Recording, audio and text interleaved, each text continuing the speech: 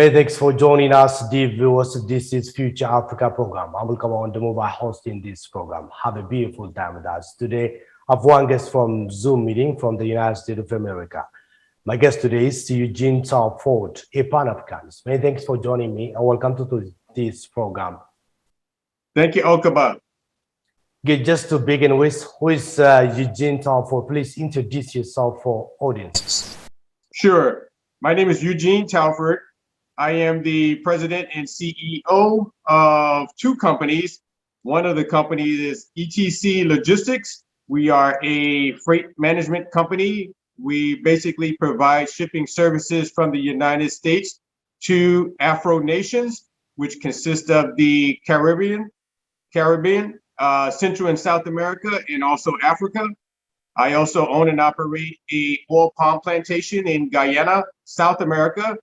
And I'm also a political activist. I am with a group here in the United States known as the New Africa Network, which is a group, political economic group striving to provide information and bridging the gap between brothers and sisters here in the United States with brothers and sisters on the continent of Africa to do business, as well as helping to solve some of our political and economic problems. As one Pan-Africanist, how are you following the current situation in Ethiopia? What is your understanding about this situation? Well, I'm very aware of what's happening right now in Ethiopia, and peace and blessings are extended out to our brothers and sisters there in Ethiopia. The current situation in Ethiopia, we have been following over the last 6 months with the rise in the civil disturbance that has been taking place in the Tigray region. And is also in the Omoros region of Ethiopia. But we're hoping that our brothers and sisters there can come to a resolution to unify, and especially what's happening right now within the African diaspora. There are many atrocities that are being carried out by the Europeans. And so we're hoping to unify our brothers and sisters on the continent so that we may unite together as one. What would be the role of Pan-Africanism in time of crisis in one African country? Being able to understand and share that although we are a large group of Black people, we come from different backgrounds and cultures, but just based on some of the things that we've been experiencing from colonialism, as well as imperialism from the Europeans and the Arabs. I think it is now that it is a time in our lifetime, being that we are a new breed leader, African generation, to be able to forge out our alliances, as well as looking at solving some of our own solutions without having the Europeans and the Arabs or the Asians involved. A lot of the disturbance that take place in many African nations, including here in the United States, with the divide between Africans, even here in the United States, have drawn that to our attention. And of course, being a political activist, I see that the unification of our people is a must right now in our day and time. I often preach that we are not our parents' generation, nor are we our grandparents' generation. And we are a generation of people who are definitely more educated than what our parents and our grandparents have been educated, and must utilize some of the new training that we have, and also understanding our history, what has caused many of the divide and the strife between African people worldwide. And as we unify together to solve our problems, we've been seeing many nations come to Ethiopia to address the situation. And of course, Africa right now is on the fast track of a economic boom. The African Industrial Revolution is taking place right now, and the unification of our people right now is very important, and especially if the African diaspora now is looking at returning to Mother Africa, especially those individuals who are descendants of enslaved people. We are beginning to look at other alternatives to where we can unite economically and politically to help further moving our people up the ladder. We know that Egypt and many of the imperialist nations have assisted in dividing us as people. And sometimes we don't always know what's going on. We come into the middle of a situation where the full story has not yet been told and on the table.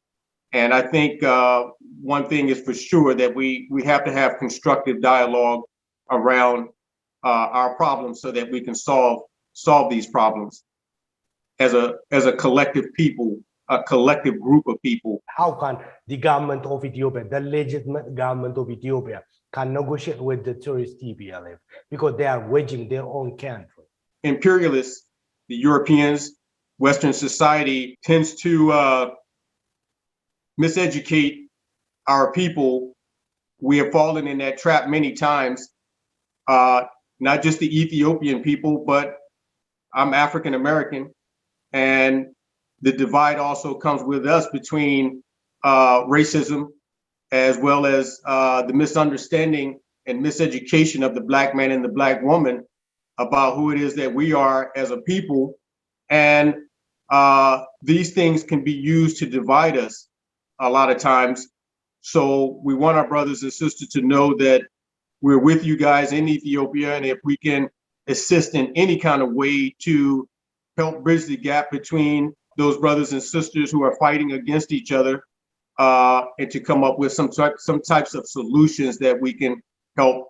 The most important thing is that sometimes innocent people and children and women get involved, and they're the ones who are affected by it the most. And once we see this, we're able to begin to come up with solutions. In what ways Africans can show solidarity with Ethiopia and stand by the side of this country in this critical time for this country? Well, first of all, the African Union itself is a catalyst to making that happen, as well as Ethiopian brothers and sisters who are living in the United States. There have been major protests here in the United States with the Ethiopian community telling the Western powers not to assist in any kind of way on either side, but remain neutral. And as we are uniting our people, the African Union could be a great catalyst for doing this, because I know that they've been sending many presidents from many nations have been coming there to extend the olive branch. Solidarity is very important that we unify these days all across the board. Black people uniting worldwide is very important. And that's some of the things that we often advocate with the New Africa Network, bridging the gap socially, economically, and politically, so that we'll be able to carve out a future for ourselves. You can't carve out a future with having war in the middle of a economic renaissance. And that's what's taking place right now. So I think the miseducation of our people right now is the catalyst of what's keeping us divided from being unified. In what ways Africans can stop this continuous pressure and interference of the Western pressure on their domestic affairs? We love all our Black brothers and sisters all around the world. And if we can't move forward and some of the things that have been oppressing us for many centuries, I don't see a future for Black people at all, no matter where we are. Ethiopia is one of the only nations that had not been conquered by the Europeans. is the only nation that had not been conquered by the Europeans. Certainly, we will not see that happen here in the United States, neither. Our brothers and sisters here in the United States don't want to see any nation conquer any African nations. And we are striving to do our best to put the word out about what the situation is there in Ethiopia. And hopefully the Ethiopian people, the people of the region, East Africa, could join us in unification. A lot of the problems that have been, that we African people experience is because of the lack of job opportunity, the lack of resources that are needed to make us feel that we are important people. These things have kept us from growing for many centuries, and that's because the Europeans and the Asians and the Arabics have had their say-so in the direction of where we need to go as a people, as a united people. And you know, if we were united, Africa would not be in the shape that it's in today. And the Europeans have used this psychological madness on us for many centuries. And like I said, as a new breed leader, African generation, we should understand this in our day and time and be able to maneuver in a way that we can help and better ourselves as a collective group of people in today's time. So my words of advice is that the East Africa itself has to look at who's behind causing the problems.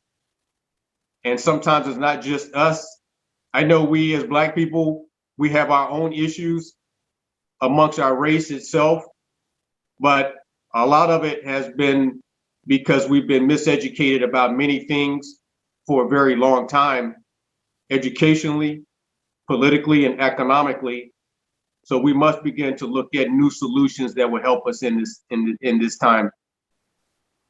Gid, how do you see the interference of Western superpowers into the very domestic affair of Africans? Without any request from the government of Africans, they will interfere into the very domestic affairs of Africans. What is your reflection upon this point? Well, I feel the United States should stay out of African affairs. African people should be conscious enough to understand that the imperialists have always been there dividing us. But, you know, to solve our own problems is very important as well. Because when you bring outsiders in to solve problems for African people, then what does that say about us as a collective group of people? It makes us look very childish, that we're not mature enough to handle our own problems. And therefore, every time something goes wrong in and around the world, we always look towards the Western powers to come in to intervene. And that is not always good, because with that becomes colonialization. We're right now trying to stop a second wave of both colonialization and economic slavery, which has stifled our people worldwide. If we're able to do that, then that means we take more control of our destiny, our resources, our African lands, as well as what we need as a collective group of people in order to survive in this day and time. Why the rest of the African countries are keeping silence when the African Union headquarters, Ethiopia, is under the target of Western superpowers? Well, I'm not understanding why that should be taking place, but the African Union itself is an institution where it is trying to unify. Hopefully we can see many of the borders that the colonializers have put into place for Africa that divided us. You know, at one point in time, all Africans were free to travel throughout the whole continent. But when the Europeans, when the Moors lost the war, the European war, and the European and the Arab invasion came into Africa, it destroyed our unification. And this is something that we must realize through history. This is why we have the conditions that we have today, is because of this. When the Europeans came together during the Berlin Conference, there were no African people at the Berlin Conference. And so with all of that taking place, you know, it came with slavery. It came with nations in Africa being bordered. It came with European and colonization languages that kept us divided, that keeps us divided today. But we, as a more constructive group of people, must learn to utilize some of the things that we've acquired from colonization, colonialization, to help and better ourselves now. It's not always just the barrier of land, but there are many things that could divide people anyway. But we know that Africa is one of the richest, we are the richest nation of people. That's why the Europeans came there. They came there because of the vital resources. The Arabs came there because of the vital resources. The Asians are now there because of the vital resources. And we're the only people, group of people, Black people, who act like we don't know what we have in hand. So this is where our generation come into play. Me and you, we look like we're about the same age, pretty much. And so, like I said, we're not our grandparents. We're not our parents, in which they had their own challenges during their time. But many of the people who are in the political seat these days are of our age group, and we must do better. I look at President Biya as being a very dynamic person. He seems to be very aware and intelligent about what's needed. And of course, we want our brothers and sisters in Ethiopia to do better. We're from the lightest skin color to the darkest skin. And when we say Black people, we mean light skinned and dark skinned people should be unified. We don't want to be divided, because the Europeans and the Arabs and the Asians, they worked very hard over the many centuries to divide us up. And most of that has been divided because we feel that even as a collective group of people, sometimes we feel that we have nothing in common with each other. But in fact, Ethiopia is where civilization, the Black man and the Black woman, first came into existence. And we as a collective group of people, Black people, our Black men and Black women, we birthed the whole earth, including white people. They come from us. And as we understand more about ourselves in this day and time, and especially with the educational resources that we have, we can begin to re-educate ourselves to understand what's truth and what's factual. As we are working together politically and economically, many of the things that have divided and kept Africa from flourishing, we can begin to forge out a new future for ourselves to take us into the 21st century. As we're spending time fighting each other over petty differences, the rest of the world is moving forward with the advancement of technology. As you can see now, most of the European nations and the Asian nations and the Arabic nations, they have developed themselves enough to where they're even forging alliances with each other to move technology into a higher level. Black people ourselves, if we continue to fight amongst ourselves over petty differences, we cannot move into the future. And this is something that we often talk about here in the United States, our Black people here in the United States. What can we do as a collective group of people to help the futurism of Black people? And the only way that we can do that is to re-educate ourselves from some of the things that have divided us for many centuries, some of the things that have kept us from growing in many centuries, and to move forward with that.